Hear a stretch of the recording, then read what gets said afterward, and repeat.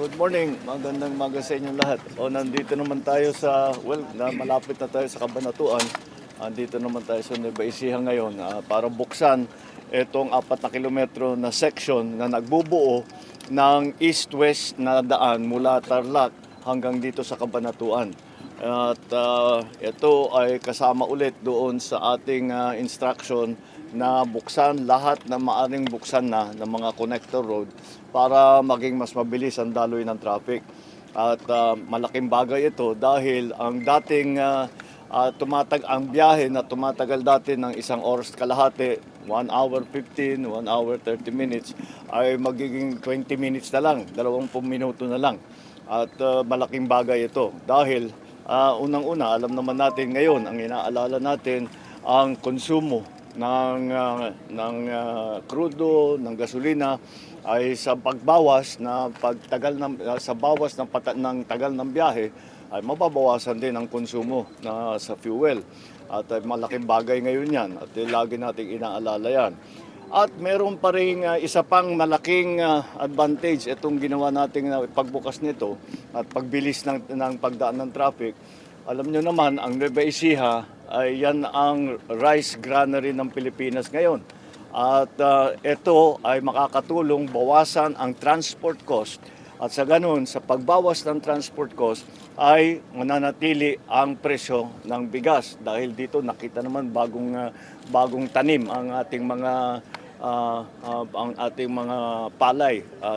Kaya malaking bagay yung kahit na 4 na kilometro ang ating pinag-uusapan, ang magiging epekto nito ay napakalaki, hindi lamang sa pagbawas sa oras ng biyahe, hindi lamang sa pagbawas sa konsumo, kundi pati sa pagpapanatili ng presyo ng bigas na alam naman natin pag tinamaan ang langis ay maraming sumusunod, pati pagkain.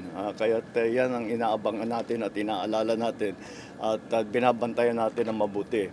Ang dadaan dito ay mga siguro 11,500 na tao na vehicle. 11,400 vehicles ang dadaan dito bawat araw. Kaya't malaking bagay itong binubuksan natin. Kaya patuloy natin ginagawa ito para maging mas madali ang pagbiyahe ng tao at maging mabuksan na natin dahil kung pupunahin ninyo ang mga highway natin, ang takbo north-south.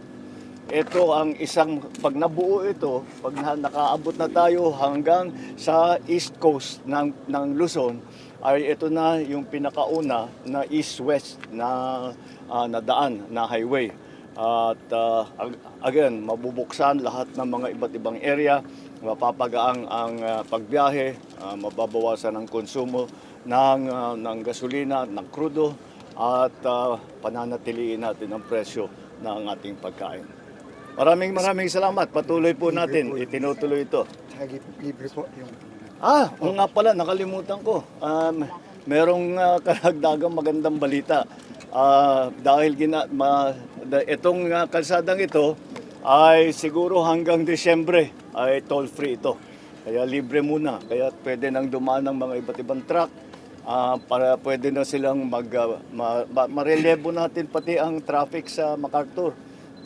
Para yun, ulit, bibilis. Basta't bumilis ang biyahe, nababawasan ang bayad sa konsumo at yung produkto na dinadala ng ating mga truck ay hindi tataas ang presyo. Kaya yan ang malaking epekto dito. At hindi lamang dito sa daan na ito, kung hindi sa mga iba't ibang daan na nakapaligid dito sa ating binuksan ngayong araw. Mr. Okay? President, so may we know your plans lang po for the Holy Week?